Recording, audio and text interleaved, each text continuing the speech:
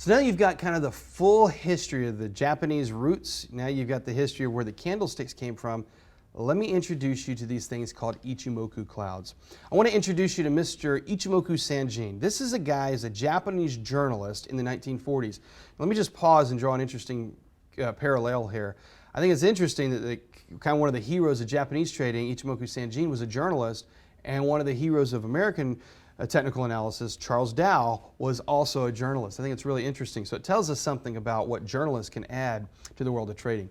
Anyway, so Mr. Sanjin was a Japanese journalist in the 1940s, and he was looking for a trend-following system to complement his candlesticks. He needed something that he could quickly outline the bigger trend, and the result is this thing that we call the ichimoku clouds. All right, so let's take a look at it here. Ichimoku means at a glance. And that's what you need to remember. Whenever you think about the clouds, remember the definition. Ichimoku means at a glance. You can quickly look at it, and you can very quickly interpret what you're seeing on the screen there. So that's what the meaning is. Take a look here at the whole breakdown. Ichimoku kinku hayo.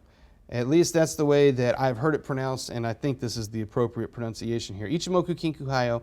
Ichimoku means at a glance. Kinku means balance. And so one way that these are often referred to is the clouds on balance at a glance, or the at a glance on balance. There's various ways that you can kind of transcribe this, but the key here is Ichimoku means at a glance, and it shows balance. They're also called Ichimoku charts, Ichimoku clouds, and cloud charts. So there's just kind of some modern terminology that you may hear referred to when we think about the Ichimoku clouds.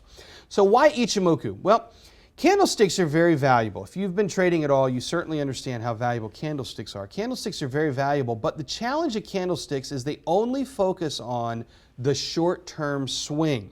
So if you're not careful, it's going to get really easy to get too close to the trade. Have you ever experienced that before?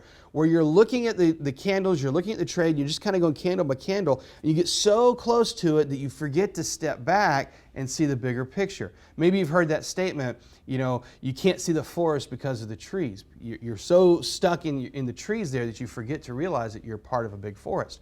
Well, candlesticks have that effect if you've used them very much. You get so focused in on that day-to-day sentiment that you forget what the big picture is. So Ichimoku Sanjin was trying to come up with a solution for that. The clouds are a tool that allow a medium to long-term view to outline the larger trend. That's the real key here. A medium to long-term outline of the larger trend.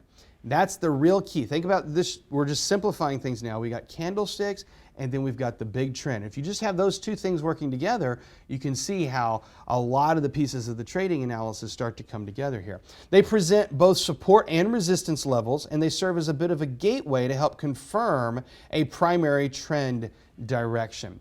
Okay, so you've got medium to long-term outlook here, you've got support and resistance, and you've got kind of a gateway for determining if that primary trend is changing. That could be very beneficial for us, couldn't it?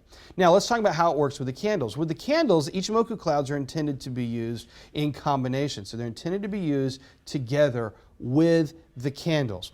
What the clouds do is they add a big picture perspective to the candle data, allowing you to see that more bigger picture intermediate primary trend as it's starting to evolve.